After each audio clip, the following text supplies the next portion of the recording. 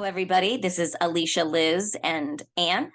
Although we are minus Ant tonight, so we miss him. He'll be back next time. And we're Servant Decoded, and we're here to deep dive into Servant Season 4, Episode 6, titled Zoo. Hi, Liz. Hi. So how did you feel overall about this episode? That was a very bizarre episode in a good way. Yes. In a good way. I enjoyed it. Not as much as last week, but I mean, it was so silly. Yeah, it was. Yeah. But also cool and a little bit exciting. And yeah, I think I said in our chat, at first it felt like a filler episode. I agree. I don't know why I feel that way, but I felt that way too. I felt like the first half felt filler-ish and the second half felt like we were moving stuff forward finally. Yeah, in a very bizarre way. It was good. I liked it overall. Yeah, I did too. Okay, so we are gonna start from the beginning and we're just gonna dive in and talk about it as we go, just kind of like we did last week. I also looked up causes of sinkholes, and negligence is not what came up. It was more about like swampy areas like Florida and DC get them a lot, and like older cities with old pipe systems, which I guess this could be, and you could call that neglect, but negligence. Yeah, but it didn't. I was thinking about the meaning of that.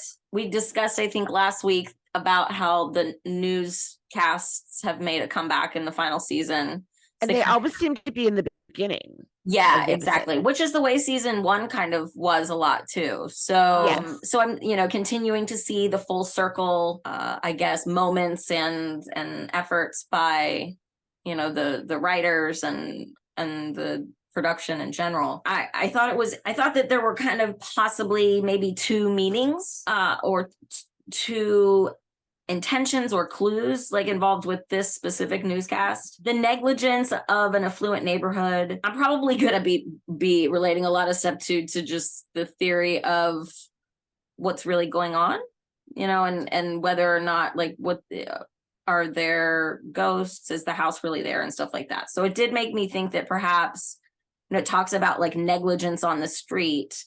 And many times we've noted that the Turner house gets skipped over or isn't they don't have house numbers on their door. So I don't know, negligence, but like, is anybody really there anyway? Yeah, what just popped in my head was, what if, because we know Frank does not like being in that house, and he sold it to Sean and Dorothy. If they died and it, reverted back to him, he's keeping it, kind of like Hill House. Like, he's keeping it, but not allowing anyone to live in it. Yes. Wow. And it's falling apart, which would explain what we're seeing. And that's very interesting. I like that. Everyone inside is a ghost. Yeah. Yeah. I think that's a great idea. I think you might be right. Yeah. The other meaning I felt was that there are these consistent efforts to like try and wake Dorothy up. And so in talking about negligence on Spruce Street, we can also directly relate that to Dorothy being negligent, leading to Jericho's death. Oh, well, yeah. And so bringing up negligence, just all these little things, like we'll see later on the photo album that the aunties gave Dorothy. I feel like they're just the spirits or the outside forces or whatever. They are trying to get Dorothy to wake up, because that's going to be the only way to move forward. I agree. Yeah. And there were a number of, I know what you're saying. There were a number of nods to what it means to be a parent, taking care of children, what children need, what to do and what not to do, like leaving your baby in a bathtub. That one kind of puzzled me. I'm not gonna lie. It was weird. It was very weird. I was wondering what the intention was behind it. I guess now that we're talking about it, I'm going, well, was that even her kid, or was that like a decoy? And perhaps that's why she left it in the tub. I went back to Hive and did you notice she's there, right? She was in Hive. She's there. She was the one that was asking all of the questions, like, what about the ambulance? But I thought it was in the summertime. Yes, they have been there the whole time. Yes. Yes. And it looked like a younger version of the same baby. So it, either she's kidnapped the same kid twice or or it is her kid, but she's it's her kid. Yeah, within the cult. Mm-hmm. But yeah, I knew I knew her from somewhere, and it took me a while. I thought so too. Yeah, I'm glad you went and checked that, because I thought I was thinking the same thing, that she seemed familiar. And Leanne said something like, "Oh, I should have known." I didn't catch that. Another point that I just wanted to put out there, just as something to remember, is that at the end of the newscast, he says that there may be an evacuation order in the next few weeks. I noted that too. Yeah, evacuation within a week. So I think that kind of maybe clues us in on what we might expect, going into the final 4 episodes of the season. Yeah, or gives us a timeline. Right. Exactly. Yeah. And the escalation, the way everything is escalating. Plus that house, man, it's going to fall apart. I know. I just thought, gosh, so most of this episode took place outside, with the exception of Leanne going upstairs and then the kitchen. That's the only place they can be. Right. So they kind of, I don't know. I was like, are they avoiding addressing the fact that the house fell apart? The chandelier is still in the living room, right, almost on the floor. Are they just walking around it? Yeah, it's so weird. It's so weird. But I was also looking for signs of all the concrete that fell. Me too. I can't tell where it came from. Yeah, I couldn't tell either. The only thing I noticed was the chandelier, like you mentioned. That was it. So that was a little strange to me. Weird. Okay. So you mentioned that you knew that this was Julian. It was very Julian energy driving. I was wondering why he was driving so fast and erratically, and then it occurred to me he's probably dodging potholes and things. It was you or Aunt were so funny in Discord. Whoever said 1, 2 because they don't know how old he is. That was me. Yeah, I was like, what are they they don't know how old he is, so they're just kind of trying to cover both bases. Exactly. Oh, that was so funny. Maybe 1, maybe 2. What the hell? Who knows? So I thought that was fun. It made me laugh. So there's a lot of callbacks in this episode to a variety of things, but season 1 especially. And so this scene, I think, is a good example of that, where Leanne is trying to get Dorothy up and out of bed, and she's pulling the curtains, which we saw Dorothy do to Leanne more than one time prior to this season. So Leanne has fully stepped into her role as Dorothy, head of household, in this episode, I think. Yeah. Trying to. She's playing, in my opinion, she's playing dress up and pretending to be mom. Because you can tell that she's trying, and she's trying to be Dorothy, but she can't. Right. And that's frustrating her and upsetting her throughout the episode, but she keeps trying. And certainly this is the beginning of that. Yeah. And it's stuff that we saw her doing in secret earlier, when she was full Dorothy is perfect. Right. Yes. 1, exactly. Going through her clothes and her trying on her jewelry, and and now she's just taken over it. Brazen about it. Yeah. Brazen. I also noted that the whole episode, it's the same push and pull that we've been seeing, with maybe not push and pull, but Dorothy being outwardly hateful and distrustful of Leanne and wanting nothing to do with her, and Leanne acting as if we're going to get over this because we're family, and continuing to do things that she thinks will make Dorothy happy, while also kind of poking at her, right? Yeah, jabs. But I think in the end, if Dorothy were to suddenly be nice to her, she'd be like, oh great, this is what I want. Time to wake up, rise and shine.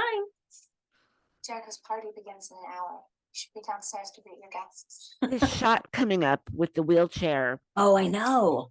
You wouldn't want people to think you're an uninvolved mother.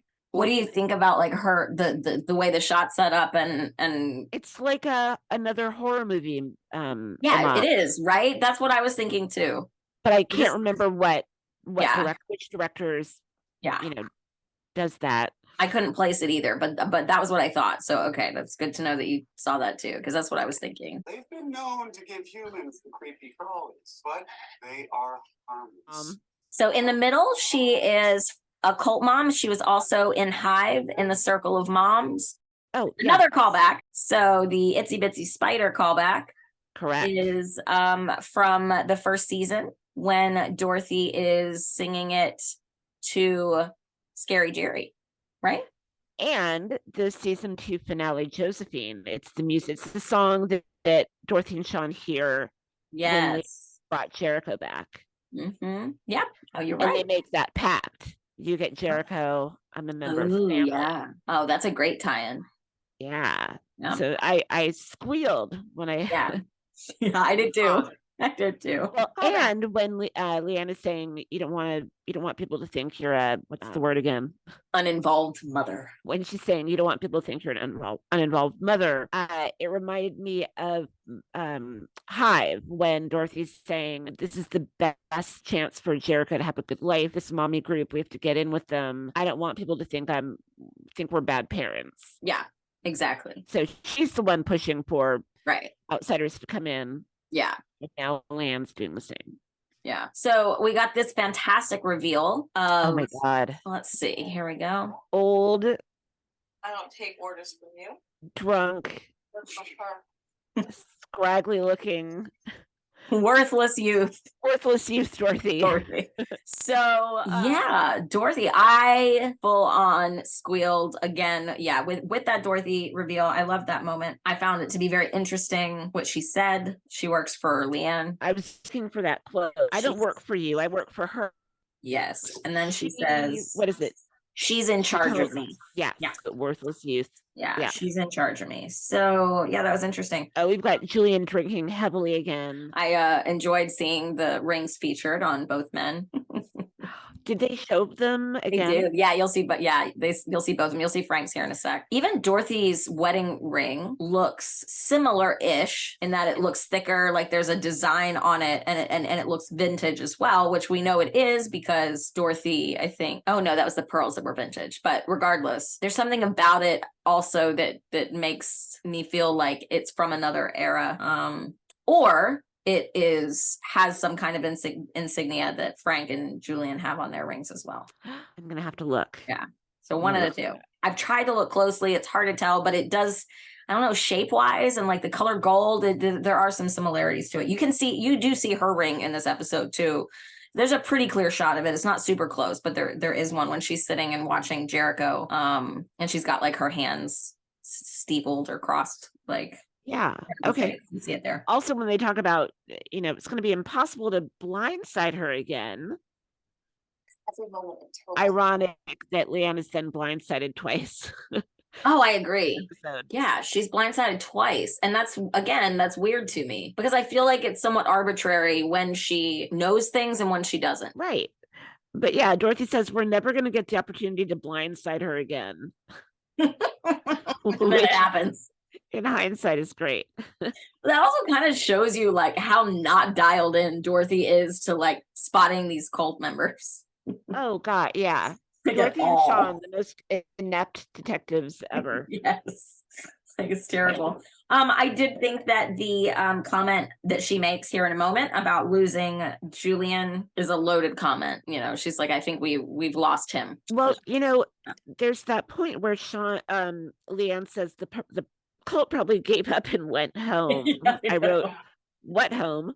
Oh, that's good too. That is true, right? Neighbors. What home? Yeah. But then Sean says they don't seem like the type to give up to easily quit. And look on his face from then on, like he's remembering something, or I think he's meant to be looking worriedly out at the party, but to me it struck me as being more personal. No, I think that we're going to really finally learn next week. It's going to be mythology heavy, and it's called Myth, so Yeah. You're amazing. I'm a super sleuth. And I think maybe we'll start to find out like how the Turners are involved with the cult prior to this. Give me some Frank with that. Exactly. That's what I'm thinking. Gotta have some Frank. And perhaps Frank is even just in this episode also because they don't want us to forget that he's there. Let's hope. Okay. So when Dorothy says who has a half birthday party, It just popped into my mind that in Alice in Wonderland, they have half birthday parties. I Which know do is not remember that. yeah, they're like, they celebrate it. There's a whole party and they're going to the Queen's half birthday party. And so it Wow. just made me think of like another sort of children's tale or another piece of literature and film or whatever that this has like a connection to. Because you think about like Through the Looking Glass and Down the Rabbit Hole and all of these, you know, themes that come with Alice in Wonderland, and how in that the sort of celebration of the half birthday is this ridiculous thing that everybody acknowledges in order to pacify the Queen of Hearts. And if ever there were a queen, Exactly. curiouser and curiouser. Uh-huh. So anyways, that was a cool little thing I thought of while I was I doing this like rewatch. that. Now we get to see Leanne trying her best to do her imitation of Dorothy This at party is my gift to you. Due to your hospitalization. no, it's a and speech. your Yeah, this speech reminds me of, And I know busy planning other things. you know, the toast that Dorothy tries to give, particularly at the christening. So Leanne says, I brought a Dorothy for Wizard of Oz, your favorite movie. I know. I wrote another favorite. Uh-huh. Me too. I wrote the same thing. And another maybe little nod or tip of the hat from the writers about Wizard of Oz, given all of the obvious and clear allusions to Wizard of Oz throughout the series, which Yeah, if you know- I have some time, I'm going to try and do, you know, get a video up about that sometime soon as well. I've known about the comp theories and I've read a few on Reddit, but I'm not really familiar with the movie or the book. So I looked on Wiki, and what I underlined or what I found interesting was the idea of there's 3 witches, right? Or 4. You've got Glinda and the Wicked Witch of the West, and then there's 2 others in the books and in the series. You don't see them in the movie Wizard of Oz, but they do exist. So the Wicked Witch of the North, she cannot help Dorothy get back to Kansas, but she gives her a mark of safety on her forehead. Ooh, Thought that was kind of that's cool. very cool. Yeah, that is. And Yeah, it's been a while since I've read it. and then I just wrote like Bev and Bobby, like 2 of the witches, one good, one bad, with Bobby being the one who's like, I can't save you, but I can give you this sage advice, like a mark of safety. Yeah, and we've got Dorothy, we've got the Cowardly Lion and the Tin Man and the Scarecrow, which, you know, I'm still thinking about how I feel like Sean and Julian fit into that. But I also, so when I was thinking about Wizard of Oz and like what, you know, I had this weird nagging feeling because I thought there's a Frank connected to Wizard of Oz. I didn't even think about the fact that the author of Wizard of Oz is Frank Baum. Frank Oz. Yeah, or Frank what? Blum? Frank L. Baum. Yeah. Yes. But then I looked, because that didn't hit me at first. And so I looked up at the cast, and in the cast, the actual name of the actor who played the wizard in The Wizard of Oz, the man behind the curtain, is Frank. No way. Yeah. Oh my God. Wouldn't that be cool? I know. Yep. So we'll see. But That's really good. yeah. So, and like it kind of fit, because I have been thinking that Frank is going to play a much like more like a significant role in what's really going on here. So I'm hoping that I'm right. And I think that maybe that's maybe a little clue that might be the case. Those rings cannot be for nothing. No. That's what we keep saying. Yeah. Not when they keep showing them or, you know, focus on Right. them. I also noted just the obvious Dorothy lives with her aunt and uncle on a farm. Exactly. Yeah. And the idea that Dorothy just has to wake up to have what she needs or what she wants. But yeah, they tell her she's had the power to go home all along. She just had to believe that she could and decide to do so. Right. When she was ready. And then she does, and she wakes up. She wakes up. Yes. Her real bed. Okay. Yeah. So I've said a few times, I wonder when Dorothy wakes up, who will be there for her. Yeah. What will that look like? I suspect we will see that. All right. All right. Moving on. He needs to be shown that he's loved. He needs to not be left in the car. Yeah. I'm sure I that thought if this is Leanne saying, you know, this is what I didn't get as a child. please enjoy this special day. I think she wants Dorothy to feel a bit guilty there, which it seems to have worked on her a little bit. But yeah, so the animal wrangler is named Jude the Animal Dude, which we've talked a lot about the biblical references on the show. And so tell us what you found about Jude. So Jude seems like he was a big deal in the Bible. He's mentioned as a possible brother to Jesus. Mhm. And he seems like a really judgy guy who's always talking about false Christians and bad Christians and, people who keep chasing after things that we've read before, like warnings of false teachers. He destroys fallen angels. He's associated with Balaam, the story of Balaam Ooh, the donkey. And yeah, he's like an important guy. very interesting. And you Yeah. mentioned brothers too, and I feel like this episode is really heavy in the brotherhood between Julian Oh, and yeah. Sean, too. Yeah. Yes.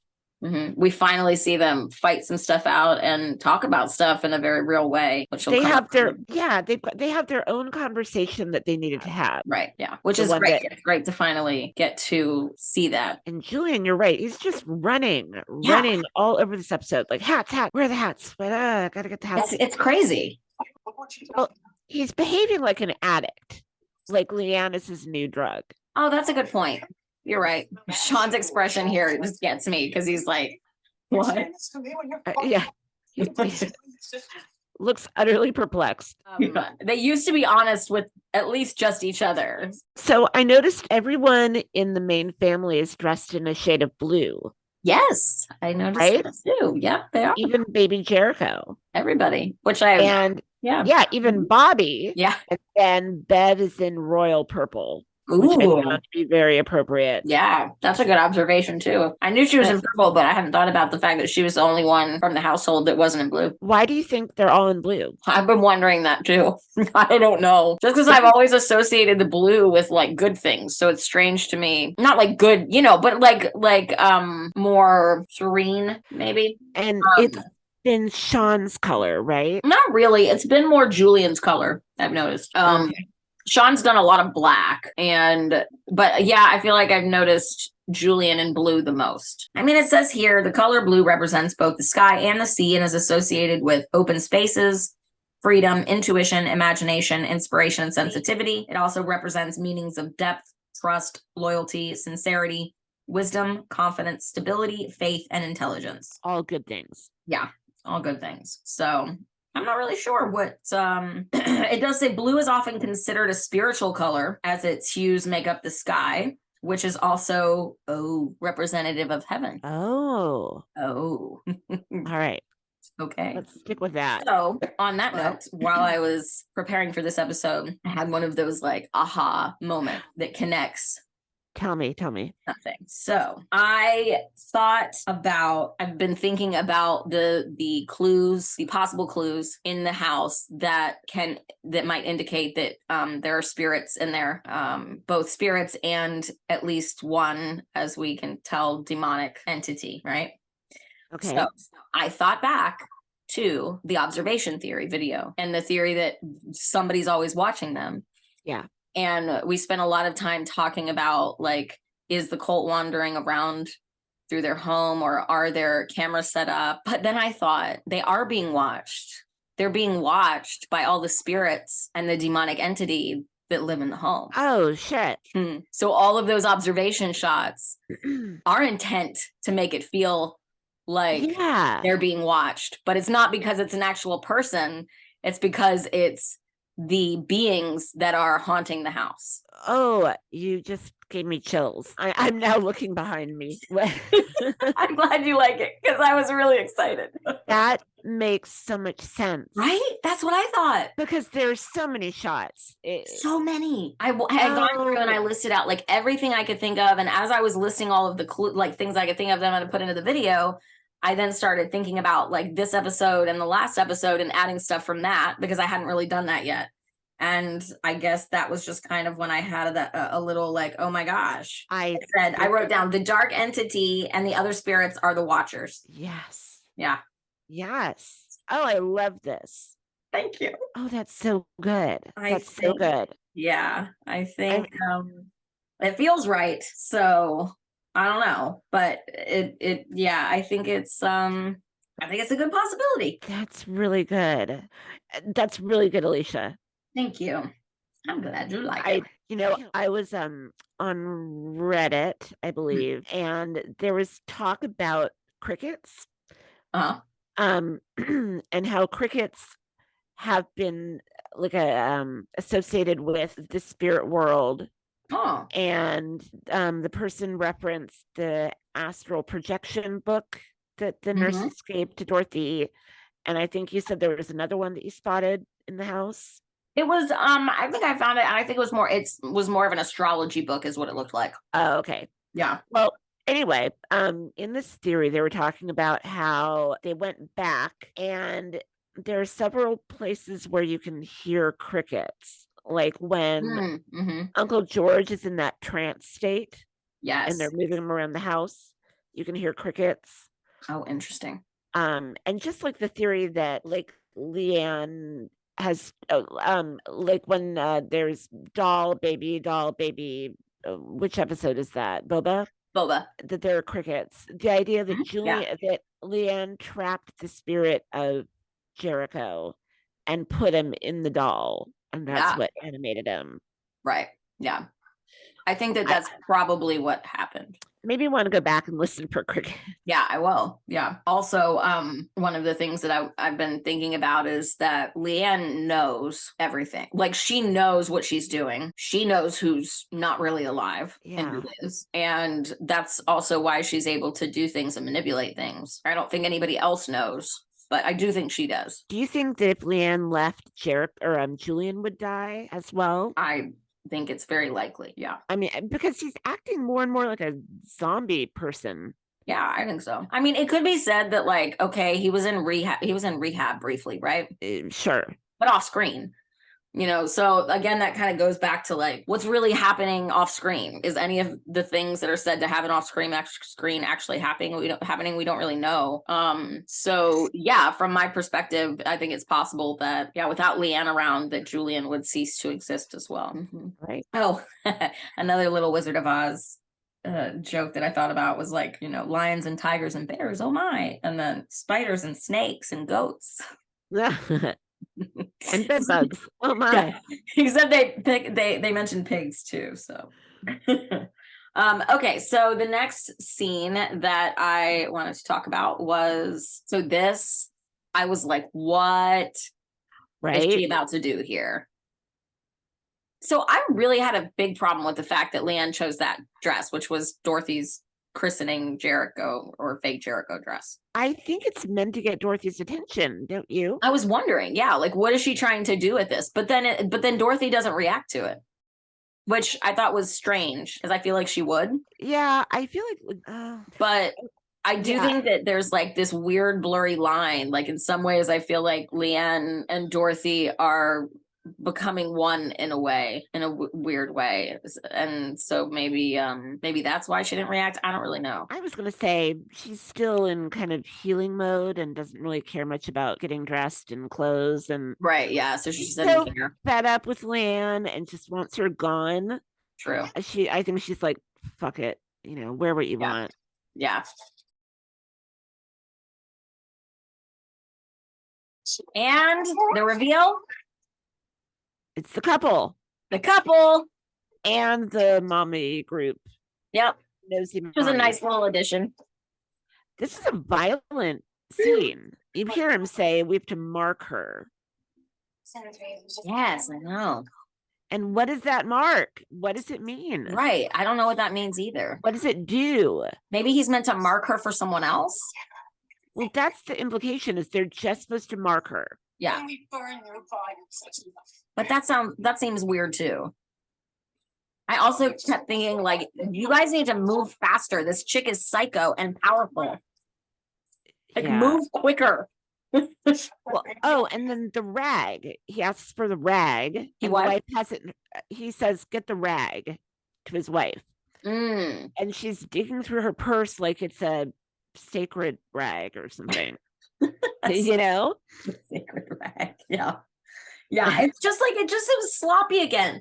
You would think that like this cult, who has now dealt with this on more than one occasion and knows that Leanne is extremely good at evading their grasp, would have better equipped undead people. Come more prepared. Yeah, exactly. Well, I think they thought 3-on-1. Yeah, we have a good chance. You would think. You would think. But they also know the extent of Leanne's powers at this point. I mean, maybe not the full extent, but they know it's bad. Well, they almost got her. Yeah. At But the what were they party. going to do? Like, they would have to incapacitate her, like, mentally immediately in some way. And they can't do that. I mean, they should have conked her over the head with something. Right. Exactly. They should have knocked her out. and then run out. Yeah. Yeah. So I do find that a little bit annoying just because it's like, how many times is Leanne going to almost get caught by inept cult members in these episodes? I mean, it's been happening since, the beginning of season 2. So it's like, in some ways, this is very, and I think maybe this is why you were feeling like some of this episode was a filler, because in a way, like, we've seen this before. We've been here before. There's a party, a bunch of people are over, there's sus people, one of them is in the cult. They try to capture her, kill her. It doesn't work. She's mad and reset and do it again. Yeah. I don't know. Yeah, I was going to say, I wonder if it's meant to convey that the cult's getting desperate. Like, is it though? I mean, I don't even find this very different from the 2 that occurred like in the early part of season 2, or Tiger for that matter. I mean, it's not like either, and I don't think that any of them have been more planned than the others. That's what I mean, that I think they may be getting desperate. So they're just like, go do eventually this. One of us will do the job. We'll get lucky. Yeah, that's true. Makes sense. Again, they came at her rather violently. Yeah, they did. Yeah. So I think they were thinking maybe brute strength, catching her off and then they let her talk. That's the problem. Like, you can't let her talk. You gotta whack her over the head. Exactly. I think that, like, the reveal of this moment that the couple were indeed the cult members, but the extra twist was that the lady from Hive was back, which I think is just probably also meant to convey that, like, yes, it is. Leanne was not wrong. There have been cult members in and out of that house when she feared that there were. Yeah. Yeah. So he's like, oil now. And then what does Leanne say? Do you believe that God still loves you? You'll be martyrs when we burn your bodies. I wrote, we burn? What did she say? She says, you'll be martyrs when we burn your bodies. And I wrote, who's we? Well, okay. In Why a would you bit, burn them? We hear Bev saying that, like, she's clearly upset that Bev is clearly upset that Leanne gets to be reunited with him, which we talk about that later, who him might be, but she's upset about it. So perhaps, like, they're all very much aware that Leanne is special, and yet they don't like that she's rebelling. They don't like that she gets special treatment. They don't like that they don't get to be reunited with him, and she does, because she's special, even though she's doing all of these things that they don't approve of. So perhaps it's also a little bit of, like, the cult gone rogue, and maybe sometimes it's not at the orders of Uncle George. Maybe they have, kind of gone off the rails and want to take her out themselves a little bit. I don't know. I can see that.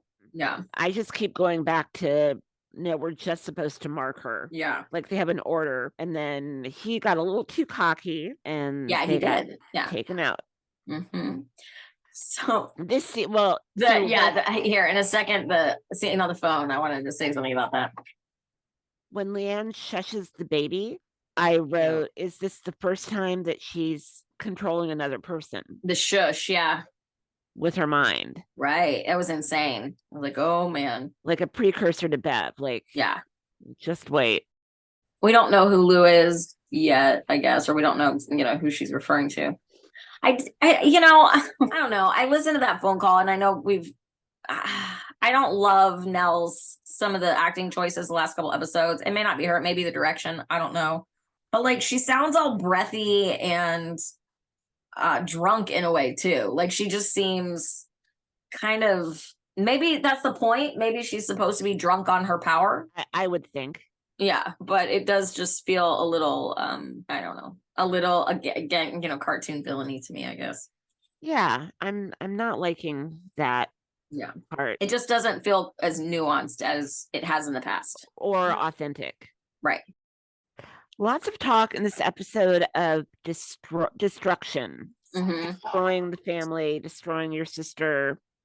So you begin to see what he's saying, beginning to work on Dorothy a little bit here. Yeah. She does feel bad. I wonder where she realizes right there. Her first year.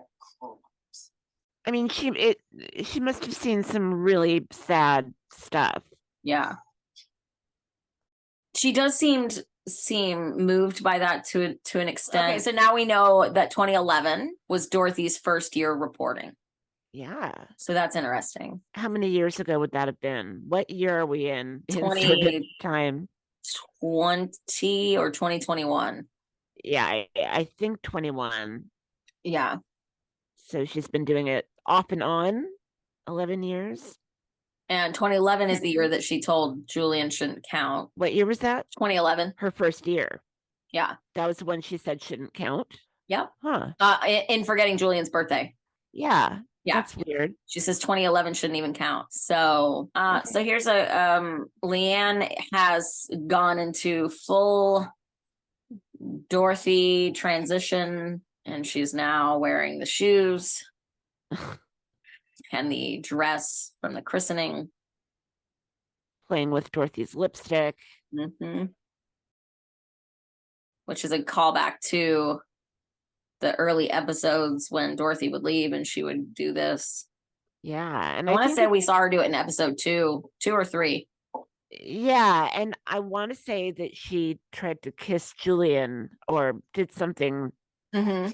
That was to the him. freeze frame. So that was the other thing is that so we've seen Dorothy freeze, we've seen Uncle George freeze, and we've now seen Bev freeze because she's frozen at the end when Leanne, and what it shows is that she's frozen and Leanne is controlling something. So I believe that that is a clue as to what's happening when we saw Dorothy freeze and Uncle George freeze. I wrote, if she's always had this power to control people, that would explain a lot more about Isabel's death. Mm-hmm. Like, was she controlling the shooter? Yeah. Or Isabel? Because she says, I just wanted to help, implying that she had a role in her Right. death. I think she probably helped the shooter would be my guess. But Yeah. So it made me, so I guess like going into these last 4 episodes, maybe some of these questions that we have are simply going to be answered by other things so maybe that's what the callbacks are about. The callbacks are kind of like contextually, what we're doing here is to let you know that like this is what was going on Right. in the past when these things happened. So we're going to show you something in the moment that calls back to something that we've already done.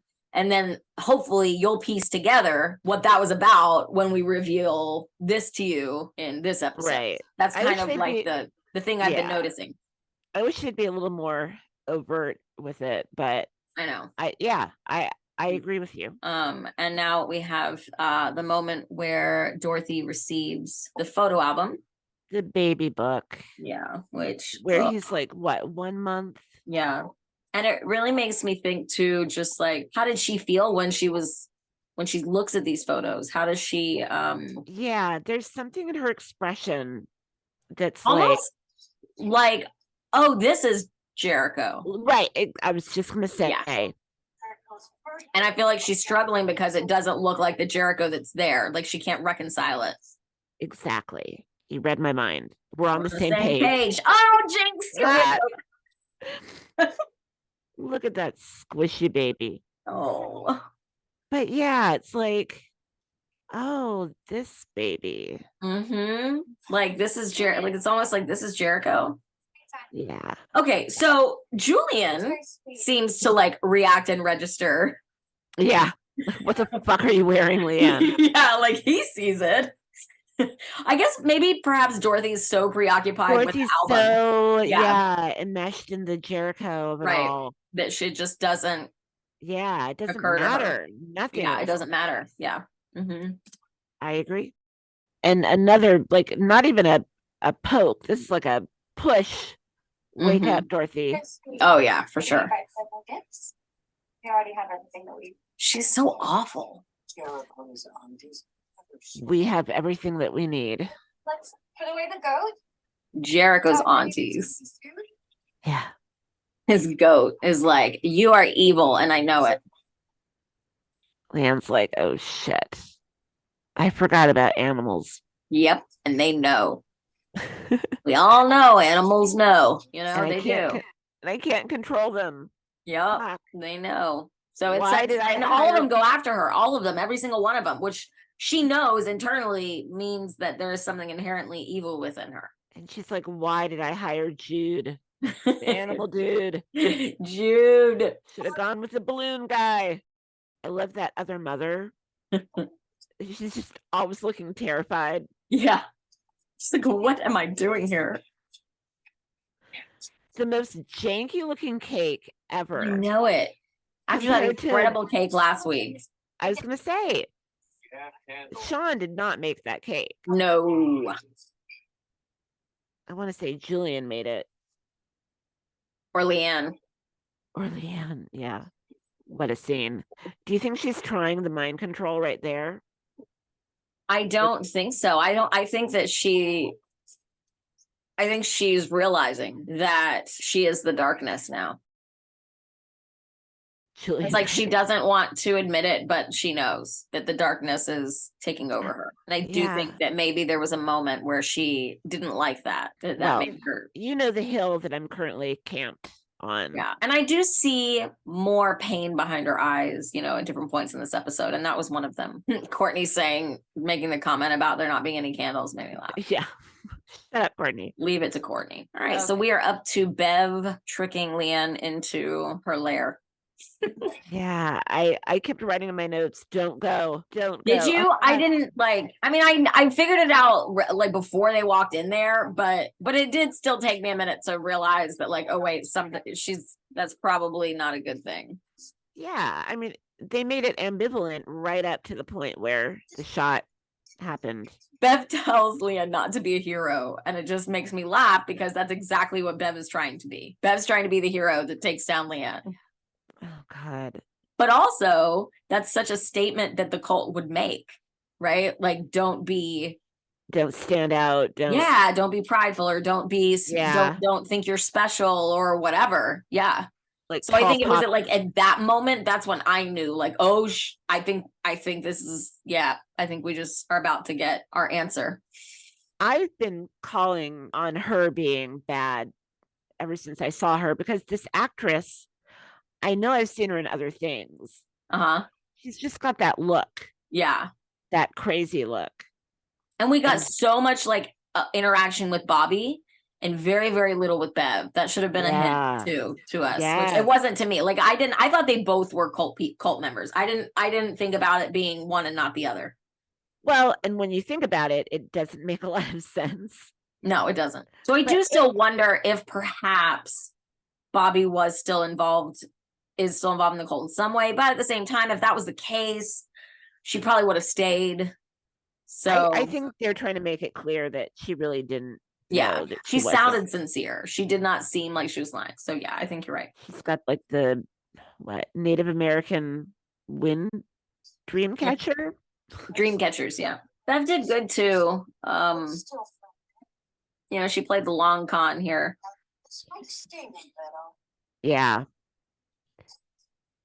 This look so much. Gross. That was when we knew for sure.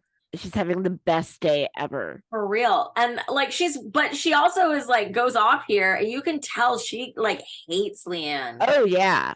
She's so upset that Leanne is special. She can't even. So what does she say? I just don't understand why you deserve all this extravagance. I don't understand why you get to be reunited with him. Yes. We The think symbol of him vice- is. Well, okay, here. So she says, you've become a symbol of vice and darkness, Ooh. but today God gives us the lesson of humility. So it could be God, it could be the tall man with the hook, Mm-hmm. because she's just saying God gives us this lesson, Right. but she doesn't say, it doesn't mean that him has to mean Yeah. capital H, him. Right.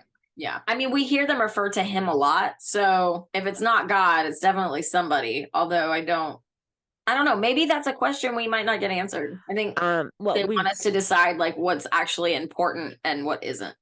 Maybe that's just not entirely important. I don't know. What do you think? I think it's pretty important. Yeah. I mean, They hyped him up so much with Roscoe under Yeah. hypnosis. I did see in IMDb credits when I was looking for the mom, there's a mention of the tall man in 2 episodes this Huh. season. Okay, so he will be back. Yeah, Maybe that is who him is. I would I like don't- that. I I don't wouldn't know. be mad at that. Although if that were the case, you'd think that like when she saw him in Pigeon, that she would have had a little bit more deference or reverence for Yeah, whoever it was. maybe she never saw him. Yeah. Maybe she was too young. Who knows? He takes eyes, so maybe people can't see him. I don't Mm-hmm. I don't Oh, know. that's true. Yeah. I did note, interesting that all of the rituals have been planned in the basement, in the lower part of the house. Like Oh, that's true. Uncle George setting up the fire, Aunt Josephine getting Leanne down in the basement, and then Bev in her apartment, which could arguably be like a basement apartment. Right. I wonder if there's something about being, close to the mucky hole. Yeah, that's a good point too. Because they've fallen off the path, or Yeah. And how did Julian know anything about what was happening to Leanne That's a good question. So let's play that clip. or Sean? For Or that Sean. matter. Yeah. Like, oh shit, there's a ritual about to happen. Dawn's on both of them. Julian? I think that he knows just because what else could it be? Anything. But It could be anything. somebody's lit a fire that also like takes me back to 1-9 and the fire being started downstairs when Dorothy came downstairs. But Sean didn't seem too bothered Yeah. by it when he came And home. like you said, like the smoke, why? Do you know what right? Like why? He doesn't even ask. What happened? No. How was a fire lit on the stove? Like those are pretty obvious and important questions. Yeah, when my wife was all the way upstairs bedridden. How did this happen? His response was what? Like, why didn't you let me take care of it? Right. It doesn't make sense. Again. No. So, more like ghosty talk. Mm-hmm. Or just something's wrong. I love this scene. Mm-hmm. Okay, so this is where we see that she's frozen. Yeah. And that's what makes me think that that is a cult power. Or I don't know that it's just a Leanne power, but maybe it is. I want to say it's just a Leanne power. Because if it is, that means that it looks like she's cooking her from the inside. It does look that way, yeah. Because her hand, it looks like it's singed, burning. Yeah. Or like an elephantitis type thing. Yeah. Like she's about to explode. Yes. It also made me think of Willy Wonka. Yeah. Okay. The reason I do not eat blueberries. Yeah. Right? In my mind, they're poison. not joking. And like Willy Wonka, that's another reference of somebody who's creepy who has all this power. And that is okay. Roald Dahl was an evil man who hated children. Yeah, I know. Did I tell you my story? My mom had a friend who was the mayor of Cambridge. No, I don't think so. Daphne something. And she lived in a very nice neighborhood with Roald Dahl. Oh, wow. And every day when the little school children got out of school and were walking home, he kept pet attack geese. And he would open his gate and let them flock and attack the little children. And that was his idea of a good time. Oh my God, that's so funny. There's a ton of darkness in that story. Yeah. That's for sure. It's children getting punished by death for what children do. Right. Exactly. Eat sweets and go places they shouldn't and touch things they shouldn't. Yeah. And he lures them in. Yes. Yeah. It's so horrible to be like, on their best behavior. Mm-hmm. No. Oh God, that movie is so wrong. It is. My little 4 or 5-year-old self ran upstairs crying when Violet turned into a blueberry. Oh no. Yeah. It is. Yeah. Ugh. Okay. So what's the blue thing in her mouth? Okay. So I think that's her tongue. I think like that's another thing. Her tongue is like swelling and exploding. But it's like the color of the icing. I know. Sometimes dye makes your tongue or your mouth kind of change colors, but That's so it weird. could But also be, we didn't see her like scarfing down cake. yeah. And this evil laughter. That was because Leanne is almost really drunk on her Yes. power. Yes, exactly. That's exactly how it comes off to me, is drunk on her power. Yeah. And doesn't really register anything else. Right. Also, I think it could be also, another indication to her being like fully possessed at this point. Yes. Like she is fully inhabited by this dark entity. I remember thinking that when we first watched. Yeah, completely. I really hope that's the case. Yeah. I don't know. I really think it is. I do. I'm holding out hope because they seem to be holding out empathy for Leanne. Right. They're trying to keep that present. And we did see throughout this episode that she is somewhat emotionally bothered by that growing like seed of a fact that she knows about herself. Like that something's not normal within her. Yeah. But she also doesn't know how to control it. Yeah. I mean, she's learning how to do some tricks that are fun. Yeah. But M. Night says this in that recent clip that showed Leanne where he was talking about her in the darkness. He himself says, imagine this poor traumatized girl. What if she suddenly got power? Someone who's never had the power suddenly has power. Right. What would that look like? What would that feel like? How would they use it or maybe abuse it? Mm-hmm. Yeah. But I don't think she's evil or wanting to hurt people. It's like you attack me, I attack you back. Yeah. And I think that like Uncle George, like what he says, well, I don't know if it's coming up next week or if this was something he already said, but it was in the trailer that like I think he says it in next week's episode. That when she originally, because he says it's time for me to tell you the truth about Leanne Grayson. I didn't know there's a trailer. The original trailer for the season. Oh, okay. Sorry. Go. Yeah. And he says it's time for me to tell you the truth about Leanne Grayson. When she came to you, like originally, it was an act of love, and but it's turned into but it was a selfish love, I think is what he says, or it turned into a selfish love, something like that. Yeah. So yeah, I think that's accurate. That's accurate, and I think that she wasn't 100% evil. I don't know even know that she was evil at all. I think she was just a teenager who was rebelling and dealing with the fact that she had abilities that she didn't really fully understand, and then she became susceptible to whatever's in this home, and it overtook her. And that's why the cult and Uncle George and Aunt May were so intent on trying to protect her and bring her back under their care, especially after they both entered the Turner home and could sense and know that there were dark entities in the home. And that it's a godless house. There's nothing to fight it off. Exactly. Yeah. We have Bev coming in to talk to Dorothy. Is it Bev or Bobby? I'm sorry, it's Bobby. My bad. Bobby the blind. Yeah. Bobby the clueless. How like could I she seems sincere. How could I have known? I only lived with her and worked with her for years in close proximity. I was never suspicious one time. She never saw the whipping marks on her back, the scars. Yeah. I thought that Bobby handled that so beautifully. It's a beautiful scene. It really is. Yeah.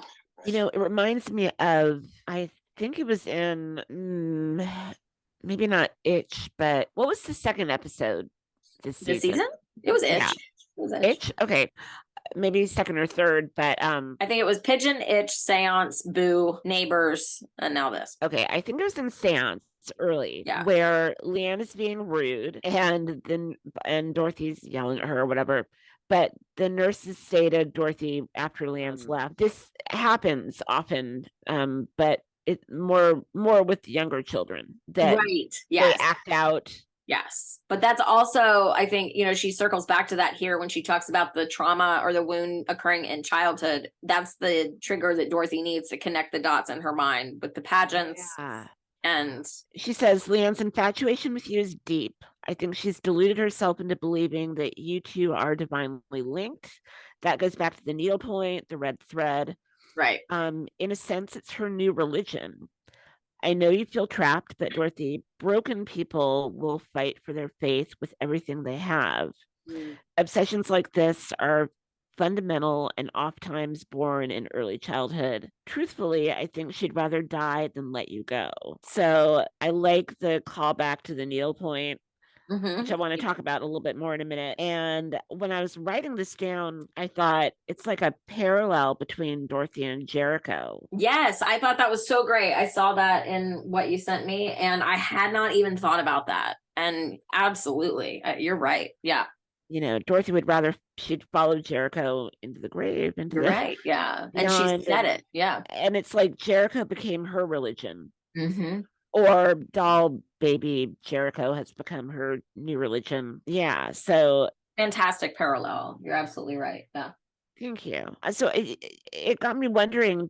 I mean, there's so much to talk about in terms of Leanne's childhood. We've touched on the gravestone or marker and the discrepancy of dates, and the talk about bad mom and all the bad memories that Leanne has, but doesn't make sense if she died when Leanne was what, 4 or 5? Yeah, exactly. Yeah. And then there's talk, and there was we saw video footage of supposedly Leanne's mom in another pageant clip where she's saying, "You're ruining this for me." Yeah. And the green dress that was burned in the fire, or that started the fire. So questions about who was Leanne, who was her mom, who was the woman that was taking Leanne to pageants and being so mean to her, because Dorothy makes a point of saying mothers and aunts.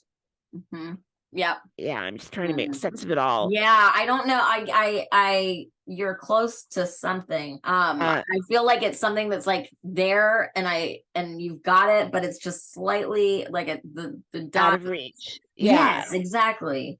Well, what you're saying makes sense. Yeah. And then also the idea we had about Leanne's age or identity. You know, is she really Leanne Grayson? Did I mention last week the little girl, the fake babysitter, her charge, the one that had anaphylactic shock? She says, "How old are you?" And Leanne says, "How old do you think I am?" Oh yeah. I'm not sure if you mentioned it like while we were recording or not, but I do remember you saying that, and that's a good observation too. And the little girl having anaphylactic shock, kind of like Bev had it. It does bring up that question that we keep asking, which is like evil in Leanne, or you know how like and even mentioning the fire. So what? Leanne started a fire with some clothing. Then we know there was a fire in their house. I also thought about, when I was thinking about the whole Leanne, her mom thing, I was thinking about the mannequin and how Leanne talks to the mannequin like it's her mom. Right. And the talk about like the new religion, Dorothy being Leanne's new religion, the way that when Leanne talks to the mannequin, she's always kneeling or at her feet. Oh, yeah, that's true. That's a great observation too. She's never standing up one-on-one. Yeah. Yeah. I don't so yeah, it's not a complete thought, but yeah, but no, that's a lot of good stuff, and you're absolutely right. And you talked about the birthday party as a pageant. Yeah, party as pageant. Is what I wrote down. Yeah. And like we really saw Leanne observing that in Dorothy and then mimicking that in this episode especially. Yeah. Well, we've been saying, you know, she's been studying her the whole time. Yeah. And trying on the clothes and the shoes and the makeup and jewelry and mannerisms. And, you know, when Dorothy was being nice to her, she was teaching her things like, this is how we dance. This is how we, you know, wear clothes. Yeah. Do our hair. Note there was no interaction between Leanne and Sean in this episode. That is true. Yeah. Being in the kitchen together when the goat. I mean, it could be too because she's starting to realize that like Sean and Dorothy are a team again, and that her best chance, her best ally is Julian, and controlling that, because then at least, you know, and she seems to really want Julian and herself to be Sean and Dorothy anyway. You know, we think back to her standing, you know, we have to be them now. And this was like full on. The fact that Julian's not picking up on that is frustrating, but I guess not entirely surprising. Bananas. Yeah. And yeah, the way that Dorothy was always calling for Sean. Yeah. You know, Sean. You're right. I didn't think about that either. Yeah, you're right. Leanne is now like Juju. Yes. This So moment, Dorothy- like as soon as she was sitting there looking at the DVDs, I knew what she was doing. And I was Oh, like, yeah. oh, finally. Yep. Finally. I was so like, what a payoff, because we got this reveal at the very, very beginning of season 1 in one of the first few episodes, I think. Like the first half of the first season. It was, I want to say the first episode, Mm-hmm. the pilot. But weird that it clicked for her, that she would make that connection. I know. It did seem like a little bit of a reach, but oh, and then she just knows I've been targeted. Walker. Yep. And that shot, that ending Yeah. shot, oh, brilliant. And Mind blown. I mean, like, and the whole like people seeing someone in the other person's eye. Yeah. I so badly know that that's important, but I'm just not quite sure what it's supposed to mean. Is it? Well, the last time I saw it was in House of the Dragon. Did you Uh-huh. watch that show?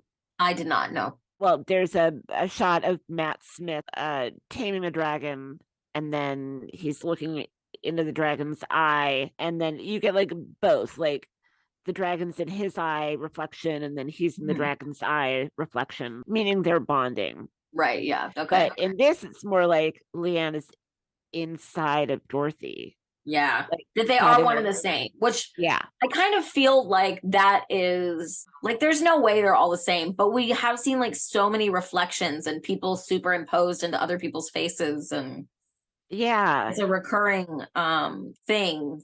And so it does make me wonder, like, if there is more specific meaning behind it, or if it's just meant to be a more symbolic thing. I mean, I think it could be as straightforward-ish as Leanne took a shine to Dorothy and kind of hopped inside her head and has never left, or vice versa.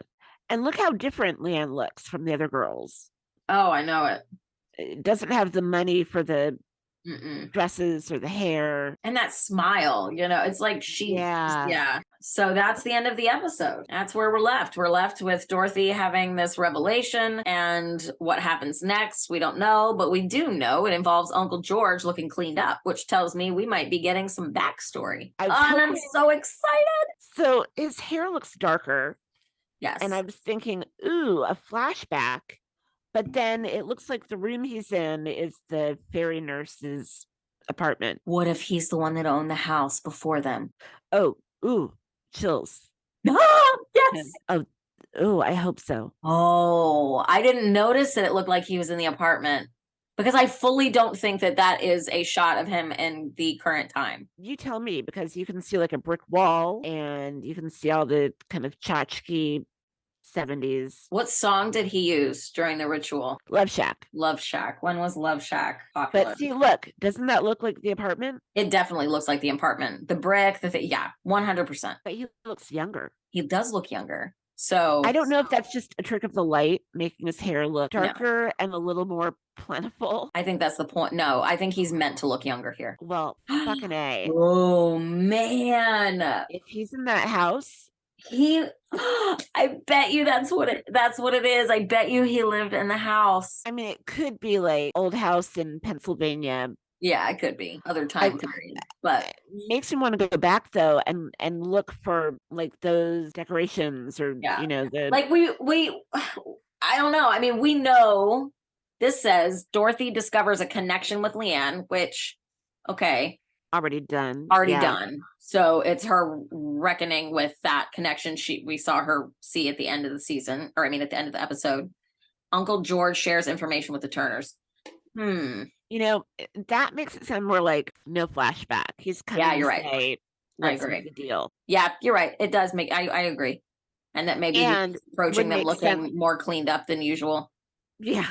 And this is where they have the time, conversation. I don't look like I crawled out of a grave. Yeah, that could be true. Yeah, he looks good. He's got a sales pitch. Yeah. I've got a Um, lovely timeshare. Let me tell you about it. I know, yeah. Or he's selling Bibles door to door. Yes. Do you have an hour? But the episode is called Myth, and I believe that means it will be a mythology heavy episode that will give us a lot of backstory and answer some questions about Leanne and the Turners and the interconnectedness between all of them. So At least I Who hope are so. you? What's your purpose? Who's your deity? Who's your deity? Who's your deity of choice? Well, that So- gets us to the end of the episode. Is there anything else that we haven't covered that you want to talk about before we wrap things up? Real quick, looking at my Easter egg, my special notes paper, I looked up since the CD was marked 31111. Uh-huh. I put those numbers, with Bible into a search. Oh, great. And what I got was 311 ecclesiastically. I know how to pronounce this word, but I can't right now. Ecclesiastically, wait. I dare you. Try it. One. We know the word. Okay. He has made everything beautiful in its time. The meaning of that is God has a plan, a divine plan. We can't see or know all of his plan. We have to have faith that there's beauty and grace in everything, good times and bad.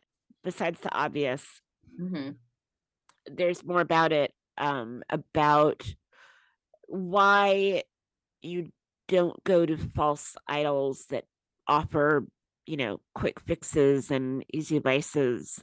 Right. Because it's all part of God's plan. There's a meaning behind it. Which also kind of makes me think of what Julian said to Sean, during their discussion about his faith absolving him of his, right. He calls it an easy something fix. But I noted that it was like Leanne and her power helping the Turners stay lulled by vices to ease the pain of Jericho loss. Yeah. It's against God's plan. She means well, but it's wrong. Oh, and then also 11:11, Jeremiah. Lord says, I'm about to bring on disaster that they cannot escape. Ooh. They will cry out to me, but I will not hear them. And he's talking about people who worship false idols. Ah, interesting. Well, I do think that is probably significant. I think so.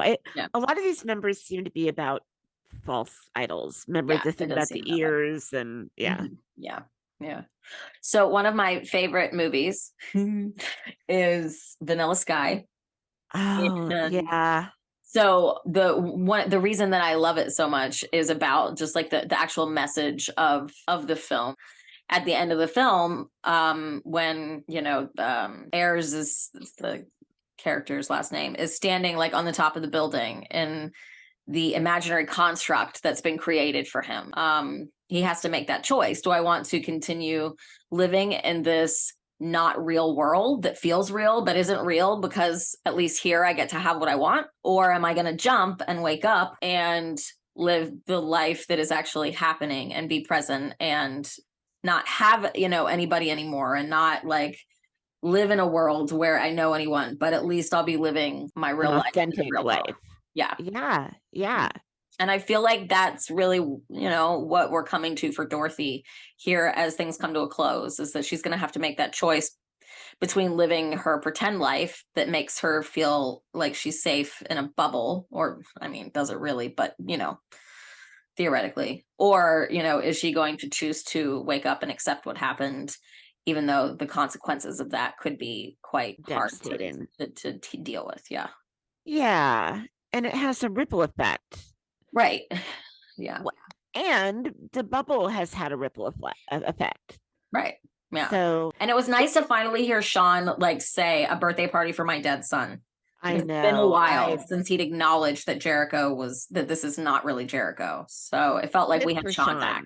Yeah. Yeah. Good for Sean. Yeah. Sean's back. He's back and he's dealing with it, and Julian gets on board too. What you were saying about the movie, it reminds me of that scene where Dorothy and Sean are in the nursery, and I think Dorothy's crying and she's like, how did we get here? Why aren't we happy? Something like that. Yeah. And she says that I keep thinking that things are going to get better, or that I'm going to feel better, but I don't. There's something that's off. There's something that isn't right, and I don't know what it is, but I can feel it.